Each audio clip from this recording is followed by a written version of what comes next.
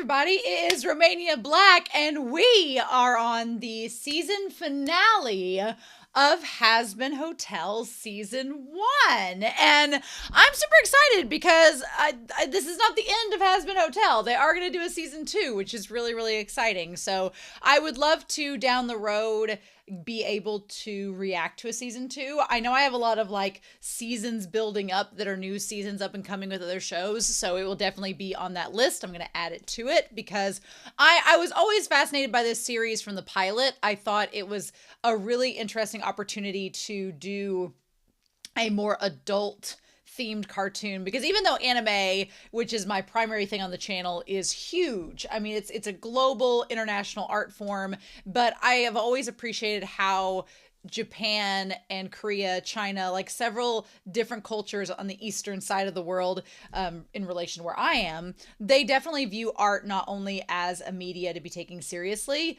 but also a media that is for adults. It's not just for kids, it's for adults. It's been that way for decades, since as early as the 50s.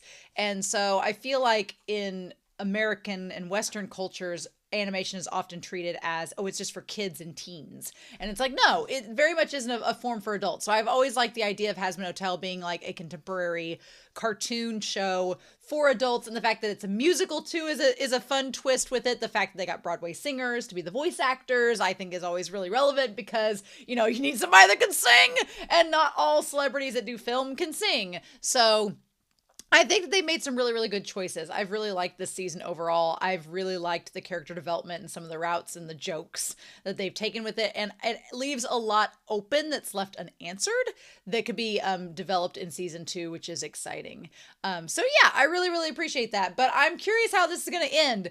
I'm curious where the cutoff is. If we're going to like get right, if we're actually going to get to the extermination and it's going to be like the battle against the angels and we've been training, and how that's going, or if it's going to keep building up and then we're going to end the season right when it starts. Like, how are we going to conclude this season? Is it going to be an all-out battle now and they chase Adam away? To me, that seems a little rushed. Like, we're going to fit it all in one episode, 24 minutes, 20 minutes if you don't count the ED. That seems like it's not a lot of time to wrap things up. So I would like to see them preparing for the battle, and then at the very end, hint the battle's about to start, and then that's what we do in Season 2 to give us more time. But they may decide not to do that, so we'll just have to see. So, but before we start, I drink my juice, Shelby. I want to give a special thanks to everybody on YouTube that has subscribed to the channel, because this series originally started out as a YouTube sub goal. And I was like, oh, I'll watch an episode if I meet a sub goal. And then I've slowly been like whittling at it the last couple months. And then when I reached another goal, I said I'd finish the season. So I'm really grateful to everybody on YouTube for supporting me and for watching my crazy ramblings. And then obviously thanks to everybody on Patreon who go a step further beyond YouTube to help give me some support to be able to, you know, get the Prime subscription and all that so I can watch shows like this. Because I don't really watch anything outside of my channel. That's kind of the boon and the bane. The boon is I get to watch these really awesome shows and talk about them, which is so much fun. But the side of that is that I don't really have a lot of time to watch anything else except for Great British Baking Show and Drag Race reruns. So that's about it while I grade papers. So I really appreciate all of your support, and I'm really excited to see how this is going to end and what we're going to get out of it. So interesting indeed, right? But we're not going to waste any more time. We are going to dive right into episode 8 of Hazbin Hotel. 8's my lucky number, so will this be the rule of 8? We'll see. And we're going to do that here in 3, 2, 1, and let's go.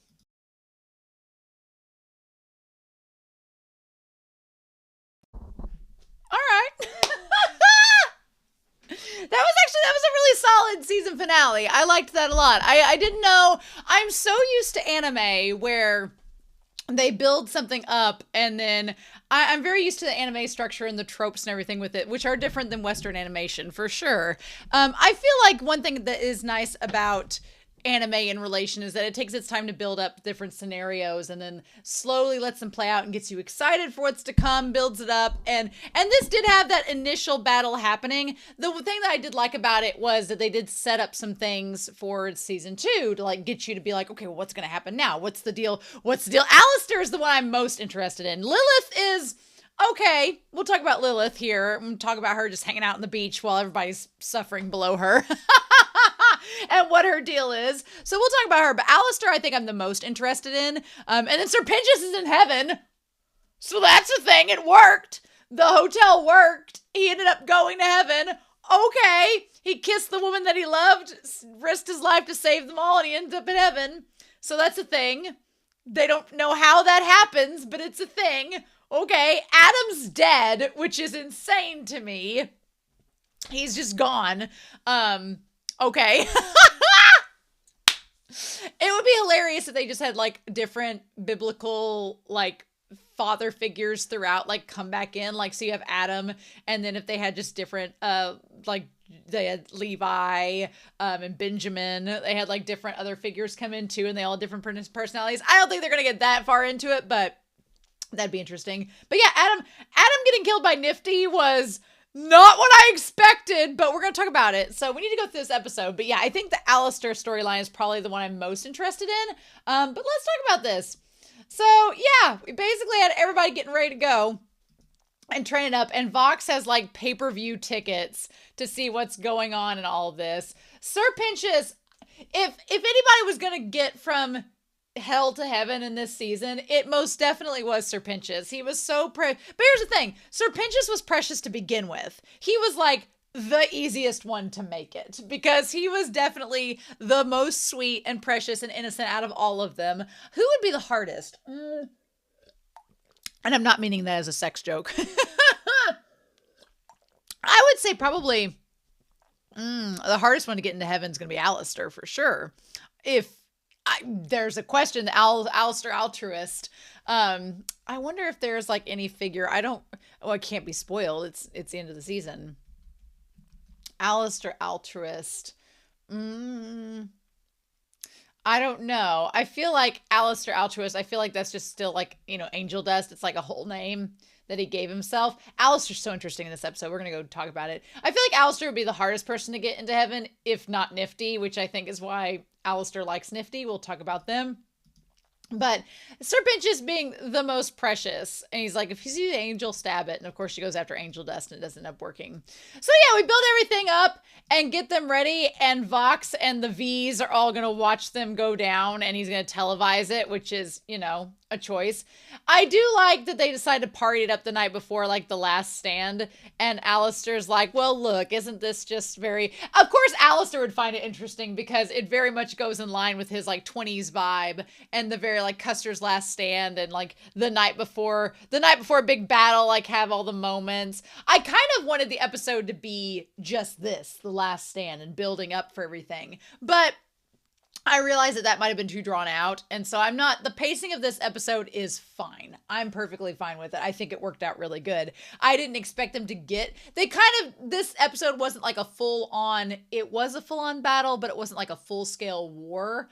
I feel like it was that initial battle to be like, okay, now what's going to happen? I have not watched Good Omens season 2 yet. It's on my to-do list for the summer. I haven't watched it yet, but I felt like this reminds me a lot of Good Omens season 1, where it's like you just have one initial battle, and then it kind of sets the stage for the rest and where it's going to go. But I like here that you can see Serpentius, like as Alastor's watching them, it's like you can see Serpentius talking with Charlie, almost like he's questioning, like, do I go talk to Cherry Bomb? What should I do? And Charlie's probably like, yeah, go for it. And Vaggy's talking it up with Cherry Bomb. I love Angel Dust and Husker being like, I liked that we didn't see anything go on between Angel Dust and Husker. The BL person in me, the shipper in me, was like wanting to see it. But instead I liked the little like glances between the two of them. And when Angel Dust is like the little...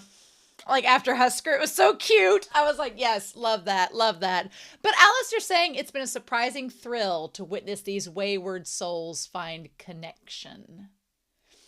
And then him saying it almost makes one sentimental, Nifty. The animation between Alastor and Nifty in their little scene together, was really fluid. It was really good. It was better than a lot of the episode, and I was kind of like entranced by it, by the way they animated Alastor being kind of sentimental. Also, the relationship between Alastor and Nifty is so intriguing to me because she's supposedly, Vox calls her a janitor. She has her little poodle skirt and everything and her little blood on there. I feel like Nifty and Alastor have known each other a while because she says, I really like them, Alastor. Like, Nifty is kind of the most sane and not manic when she's around Alastor, and Alastor's like, yes. So I really like the idea of Alastor having the relationship with Rosie and the relationship with Nifty. He has relationships with all these women, right? And everybody's like, oh, Alastor's ace, and he's canonically ace. So he's not, there's no sexual relationships with any of these women. He's just friends with them. But I find it fascinating that he doesn't really, like, the only male relationships he has are with Husker, who sold his soul to him, and he doesn't like Lucifer. He doesn't care for Angel Dust at all. He hates Vox, and he doesn't really have any relationships with any male characters, but the female characters, he does. I'm curious if he has a relationship with Lilith and if she has a deal with him made. Because if you look at him, he talks about like his wings being unclipped and everything. And then he has the cross that's underneath where like this tie would be in his shirt. So I'm like, was Alastor an angel? I don't think he was. But he seems like he's just been this deer demon the whole time. I'm so curious. Like, was he going to be an angel and then it didn't work out? I feel like him and Lilith have a deal because I feel like he surrounds himself with all these powerful female characters and Lilith would be right up his alley. Now, that could create some controversy, like if Charlie, because Charlie's very idealistic around her mom. She loves her mom. She idolizes her. But if Alastor has like a relationship with Lilith and Lucifer finds out, that could be like a whole thing because they don't like each other. So I don't know, but the relationship between Alastor and Nifty is so fascinating. And Alastor treats her very seriously. She's like, I like them, Alastor. And she's like, let me put on a roach puppet show without booing. And he's like, yes, enjoyable collective to be around. I admit one could get accustomed. And then she puts and says, I dub thee King Roach. And he seems to be he's like, oh, to understand your twisted little mind. And then they just laugh about it. I'm like, I love their dynamic. I'm just like, and Alastor, knowing that Nifty is so fearless and doesn't give a shit and keeps her around. And she's the one that ends up killing Adam because you don't suspect her. I feel like that's right up his alley. He intended for that to happen. And her calling him King Roach. Yeah, there's a lot to it in that. But yeah, what was Husker say? He's like, are you off? And you're not off snorting a line off of some hunk's abs. And then, Angel just makes a joke about screwing a cannibal. And he's like, you have changed. You're not just running around. And he's like, well, he said, live however we wanted. So he's like, pour me a fresh one and let's get to living. I love that look that he gives him too. It's so cute. So then Serpentius tries to flirt with Cherry Bomb, which as much as I appreciate Serpentius, like trying to woo Cherry Bomb, I'm like, girl, dude, I'm not sure if she's the one for you, but she seems down for all the Naga stuff that could go on between you all. So just have that, I suppose. He is so sweet though. He's very sweet. And I like this idea of like rivals to lovers. And she's like, And she's like, oh, I wouldn't screw him. And he's like, well, he's got 2 dicks. And she's like, huh. Wait a minute. So I liked the duet between Vaggie and Charlie. I thought that one was really well done. I just went on vacation. I went to New York and I got to see some shows on Broadway, which was fun. And they were musicals. And I'll be honest with y'all. As fun as I think the concept is of the musical, and I was looking forward to that in this show, I'm not normally a musical person. Haha. So I thought it would be interesting going in this and seeing it as a musical. I really enjoyed it, but I also feel that coming straight from seeing some Broadway shows and then coming back and watching this episode, it gave me a much deeper appreciation for the music. And I was like, oh, the harmonies, this. So I thought the songs worked really well in this. I thought they worked really great. I loved the duet between Charlie and Vaggie. I thought it was really sweet. Their harmonies and them singing together, oh, brilliant. Loved it. And then I love Baggy saying, like, you know, if I'm the only soul that saved you, it's fine. And give us some good Yuri representation. Give us some woman on woman representation. I freaking love it. I love them in this series and how unapologetic it is about just showing us a couple. I'm like, give me all the romance that we want. Adam is such a prick. And I'm so glad we finally get to see him and what he looked like underneath, like, the mask and everything, and he just looks like a bro, like a frat bro. And I was like, oh my god, he's the first man, really? I love that he says all of this vulgar language and everything, and then Lute like says the most vulgar stuff ever, and he's like, whoa, just chill out. What the hell? Fuck. Like, he's like, just chill, Lute. And so then I love when he says attack and like says it. Oh my god. Alex Brightman voiced Adam, and he did a really good job of just making him the douchiest. So how do they open up the portal? They like pull some stuff out. She pulled, oh, that's her sword. There we go. I thought she had like something special to open the gate. So they all are down there. I love the fact that Angel Dust looks like a 1930s mobster. He has like the fedora and everything. It's great. Serpentius looks like he's got like a little Sailor Napoleon hat. So anyway, I love that V and Vox, we have, yeah, oh, what's her face? Valentino, and then the other V girl, they're like not interested at all. And Vox is like, enjoying every second of this. You could cosplay so hard as Charlie in her battle outfit. That's probably like Charlie's dress with the black heart cutout. She has the little black crown. She has like the gloves and then the shield that's the angel wings. And then the sword has like, it has like an apple at the top, and the sword has like the apple and the snake motif. Living. I would love to cosplay as that. I think that would be so cool. I absolutely love it. And then she has like the demonic like devil's tail and everything, which Lucifer kind of does when he towards the end where he gets mad at Adam and like transforms a little bit. But I feel like her demon side maybe takes after Lilith a little bit more because she doesn't have like the 6 angel wings like Lucifer does. So, and Baggy's got her battle outfit and everything. Will say the funniest line Adam says is when they're like, it's a shield. They appear to have some kind of shield, sir. And I love when he's like, oh, really? I didn't see this giant effing shield in front of me. Just, that was probably his best line in the whole season, being like, oh, really? No shit. Like, just hilarious. I didn't expect Adam to be fighting Alastor either. Like, they battle Cthulhu, and Adam was insanely strong. I did not expect Alastor and Adam to fight in this. I feel like it's a little bit of foreshadowing where we see Nifty walking around and stabbing all the angels, but didn't even think of it. And then Alastor comes in, and Adam, of course, doesn't know who he is. He's like, I don't know who you are. I love the shot of Alastor where he has the little demons, like the little demonic shadow that like pops up. And Adam's like, the fudge are you? Oh my God.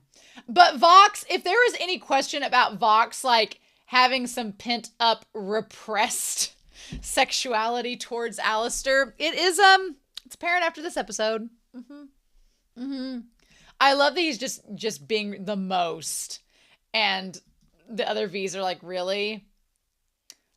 I love it. And he's like, I'm gonna wipe that shitting grin off your face. He's like, who are you?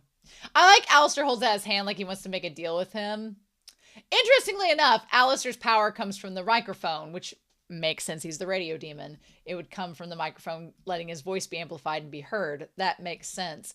I'm most curious about Alastor, though. Like, where's his power from? What's this? Him saying jazz is for pussies is just ridiculous. I really liked their fight. I thought it was really good, but Adam was just inherently stronger, which means that Alastor is in no way, shape, or form as strong as Lucifer. And somebody in the comments back at episode 5 was talking about that Lucifer is technically the strongest out of all of them, but his personality and everything, he's kind of like a bro too. It's kind of like Adam and Lucifer were both frat bros together. And then they're like, dude, what are you doing, man?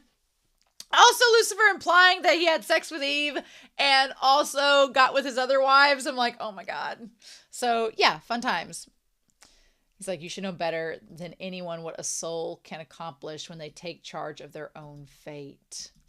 Alastor fascinates me because he talks about that. So I'm like, what is his backstory? Where does he come from? What's the deal with him? I'm so curious about Alastor. He talks about he's made a deal with someone himself. So was it Lilith? Who was it? I don't know. But unfortunately, Adam manages to like slice him and slice through his microphone, and then that causes a problem. And then Alastor, unfortunately, they actually making him bleed and everything. Oh my god. And of course, Vox is having the time of his life. Being like, saying that this is better than sex. And I like Valentino's face when he says that. Valentino's like, this is better than sex? No way. No. And then the other V, she's like, are you freaking kidding me? Yeah, I feel like if Vox was ace, this is how these two aces get off, is just watching each other like battle each other to the death. Alastor looking like, I think it's interesting, Alastor when he's bleeding looks like a trampled deer in that shot, which is interesting. And he's like, radio's not dead, but it is ending its broadcast, and he vanishes into the shadows. So Alastor has to run away, tail between his legs. And then meanwhile, Serpentius is like, well, what are we going to do? And as the shield breaks up, I like that Angel Dust rescues the egg. He saves the egg and keeps it safe. It was really cute. But then Serpentius is like, what are we going to do? And he decides, he's like, I'll use my ship and sacrifice to buy us some more time. It's the only thing about this episode that got to me was that it was just like, over, done. That was all. Serpentius didn't even get to attack. He was just like, boom, dead. And you're like, oh, you had no time to process that he was gone. And you're like, aha. And it just seemed like again, I'm used to anime where the deaths are a little drawn out. But it should have been foreshadowing that he was going to come back in heaven, because he didn't have like the big, long, drawn out death that he was going to come back. And then he's just like, no, I'm going to kiss this lady and tell her that I love her and then leave. And then I like that he kisses her as the bomb goes off. And then that's like, there you go. But I mean, one part of me is like, you didn't get her consent or anything. You just grabbed her and kissed her. Boundaries. But if we're going to go that route, but she seemed into it, so we're going to let it go, saying that it was kind of hot. But yeah, damn. He doesn't even get to do anything, and he just dies. And then, man, that was it. And poor Angel Dust. Angel Dust crying over him. Oh, that sucks. So then Charlie gets pissed off, grabs Razzle and Dazzle, her dragons. Vaggie gets on the other one. They go off, but it does not end well. Adam basically torches them both. And then we have Vaggie versus Loot. I did like that Vaggie left Loot to live. Vaggie was like, no, you get to know that you failed. And you get to know that you failed, and you have to live knowing that I beat you. It's not a sword. So Charlie has a trident that has like the snake scepter wrapped around it. Interesting. And then Lucifer shows up, like you do, to basically save her. Which I liked that a lot. I like the idea of Lucifer coming in. Lucifer is such a bro too, which it's great to see these two. I'm seeing Valentino's mug saying pimpin', not simpin'. Oh my God. Ridiculous. So meanwhile, they're sitting there watching. I find it interesting that Valentino is interested in Lucifer. Lucifer's design, his character design, the cuff sleeves being the teeth, the 6 angel wings, the white, where he wears the white with the top hat with the snake and the rabbit and the red motif. It's just really good. I would also want to dress up, if you were going to have the top hat and Lucifer, that would be a fun cosplay. It'd be hot as hell, but it'd be really good. I like it. So yeah, they basically battle. What's interesting is, out of all this, like Lucifer and Vaggie and Charlie and them, none of them were interested in killing Adam. They were just like, no, we're going to show you mercy. You didn't kill us, so we're going to let you go now. I think it's interesting. I guess we see that Lucifer, when he's in demon form, has a tail too, a devil tail. Only has a little heart inside of it. And then I love that the coattails of Lucifer have the eyes as well, the angel eyes, like the biblically accurate angel. That part's interesting too, and the flame. So yeah, Charlie takes a lot after her dad. Basically, she just doesn't have angel wings yet. We'll see if that comes to fruition. But yeah, they end up sparing him, and Adam, being the bro that he is like, I love what he says. He's like, I basically create all mankind with these nuts. I was like, ew, gross. And then Nifty killed him. I can't believe that she did. And they're like, oh my God. So Loot, basically, after Adam dies, runs off with him, and Lucifer tells her to leave. Now, there's like, the halo gets taken, and there's like blood, there's teeth everywhere. They all leave the extermination. And I love that the part where he's like, I'm gonna fuck you, and then everybody's like, wait, what? I love Valentino's like, yes, let's get to this. And then Charlie's like, no, you mean fuck him up, Dad. like your dad jokes, it failed.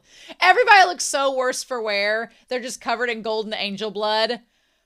It's crazy. And then there's the news playing. I love that Brandon Rogers comes in to be Katie Killjoy. It's great. Interestingly enough. And then everybody's watching to see if Adam's going to be back on the TV screen. And he's like, first man and totally fuckable bad boy was killed by a janitor. Ridiculous. I do like the one Carmine's little smile when she sees that they were stabbed. So then they decide to build the hotel back from scratch, which is super, super cute.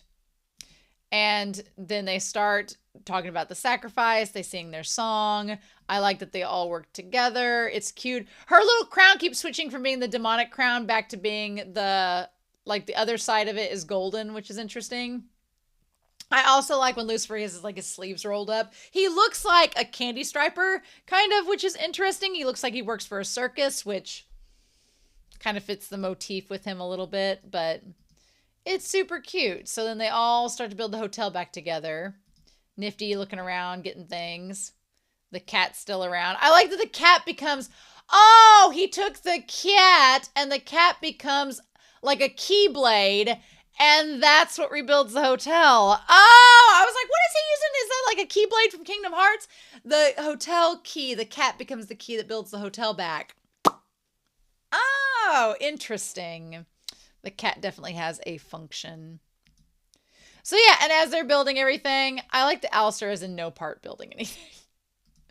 So, Vox and Valentino, they're like, Alastor's missing. I like that Valentino and Vox do this little dance and talk about like Alastor being missing. Meanwhile, the V woman, she's recording it all in video, so I wonder if anybody's going to see that. And they talk about the power vacuum and how they're going to take over hell together. Meanwhile, Alastor, who's their main rival, we see him like going back towards the radio station that was destroyed, saying this place reeks of death. I wanted to see what his lyrics were saying there towards the end. He says, I barely escaped being killed by a hair. So there were all the eyes on the hotel walls and everything, and there's all the eyes in the radio tower. So I'm guessing those were his eyes watching everything. Interesting. I loved his verse in this. Great Alastor altruist. Died for his friends.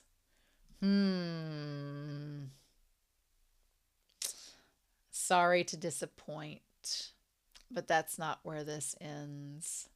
I feel like the phrase he died for his friends was talking about him dying for Charlie and them, but not just his previous life. Him saying, I'm hungry for freedom like never before. And then he says the line, the constraints of my deal surely have a back door. So he's made a deal with somebody for power, I'm assuming, because he's like nearly all powerful. He couldn't beat Adam or Lucifer. And he's like, the constraints of my deal surely have a way out. I love how desperate he looks when he says that verse. Like, his whole verse was my favorite part of the song. It was so good. It made me instantly like more intrigued to see what Alastor's background in this is. And his eyes have this desperation and look really tense, but he still has this smile on his face. And he says, once I figure out how to unclip my wings. So was he an angel? Is he a demon? I mean, obviously he's a demon, but what was he before? What else is he? I love that throughout this episode, there's been the red light, the colors red and green with him. So interesting. Yep. And then he's like, guess who will be pulling all the strings? So curious, so curious. Meanwhile, they put up the picture of Serpentius. My thing is, if Charlie ever goes back to heaven, she's gonna see Serpentius, right? And will he go back from heaven to them to talk to them? I don't know.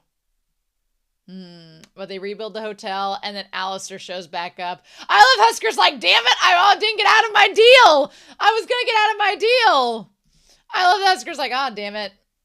And then I love watching everybody's expressions. Lucifer is instantly like, he instantly has the worst frown, and Alastor's like, look, I'm back, I'm smiling. I love that Lucifer's like, oh God, really? Yep, and they put everything back. Cute. Yeah, and then they all come out together.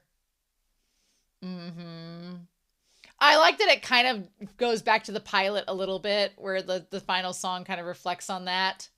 Yeah, and even though Alastor's smiling as he's singing, his eyes are squinted like he has altruistic plans. I want to see that shot of when the V woman, was Valentino and Vox making out? I thought they were. Oh, they were! They're so making out! Oh no! Oh! I was like, were they making out? Vox and Valentino? I'm not surprised. But gross! And then the key, he gives her the little key to the hotel. Wow, and the hotel got completely revamped. It looks insane. Yep. Meanwhile, Seraphim and Emily are hanging out, and Serpentius just shows up. And he just looks like an angel. And he's like, where am I? And I like how Sarah's like, uh-huh. And Emily's like, uh-huh. So Emily's excited about this because she's like, oh, yes, Charlie got somebody to come to heaven from hell. Sarah has no clue what to do with this. So we have Alastor's background that we've got to figure out. Emily's going to tell Charlie that Serpentius is there. And they're going to figure out how does that happen? What do we do with that? She can clearly get somebody to be redeemed. But then they cut to the beach. Of course there's a beach. I felt like I was watching Jujutsu Kaisen again because we're on the damn beach in Malaysia and there's Lilith hanging out. I'm so curious. She's clearly in heaven on the beach with her black cat. And so then they're like, Adam is dead. Your deal is done and I'm in charge now. So, interesting enough, Lilith had a deal with Lute to get rid of Adam, and if she got Adam killed, she'd put Lute in charge of heaven.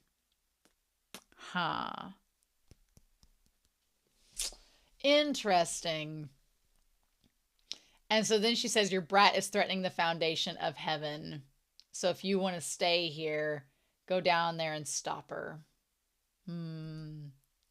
So, interesting. So Lilith's been hanging out in heaven on the beach, having a fun time, looking like she's really just having a ball. She looks so pretty. She looks like a 90s, like Julia Roberts-esque model. Why is she in heaven? Why'd she leave Lucifer? Why'd they split? What's the deal? Lute says that she's going to undo the foundation of heaven by getting all these souls. It's going to be unbalanced. How is this going to work? I'm very fascinated. I'm quite fascinated to see what's going to happen, actually. So yeah, that was a really solid season. I liked that. I liked Hazbin Hotel. It was a lot of fun. I liked most of the songs. There was a couple that were just okay, but most of them were really, really cute.